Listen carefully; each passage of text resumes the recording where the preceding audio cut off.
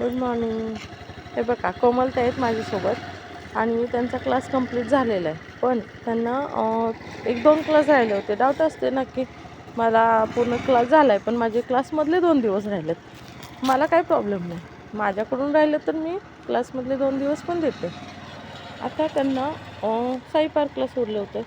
त्या ममता चौकात जाऊन विठ्ठल मंदिरपर्यंत जाऊन 2-3 राऊंड मारून आता त्या ग्राउंडवर आलेल्या आहेत आणि त्या कुठं आहेत ते सध्या इथं गोकुळ कॉलनीमध्ये आहेत.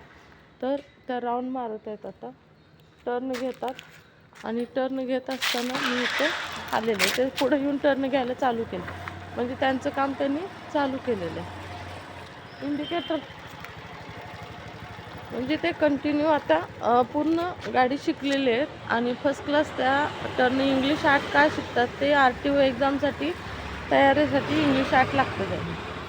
RTO खूप हुशार असतं, ते डायरेक्ट आपल्याला इंग्लिश 8च का घेतात त्याचं पण कारण आहे. प्रत्येक गावी जात असताना आपल्याला बिना टर्नचं कोणतं गाव नसतं, टर्नशिवाय कोणतं गाव नसतं. म्हणून RTO एक्झाम घेत असताना इंग्लिश 8च घेतात. ह्याच्यासोबत पाय वरती ठेवून इंडिकेटर हॉर्नसहित हे प्रॅक्टिस ह्याला कमीत कमी 1-2 महिने लागतात. कंप्लीट व्यवस्थित येत नसतं, म्हणून हे नॉर्मल प्रॅक्टिस सध्या मी इंग्लिश 8 बनवून घेत असते. थँक्यू.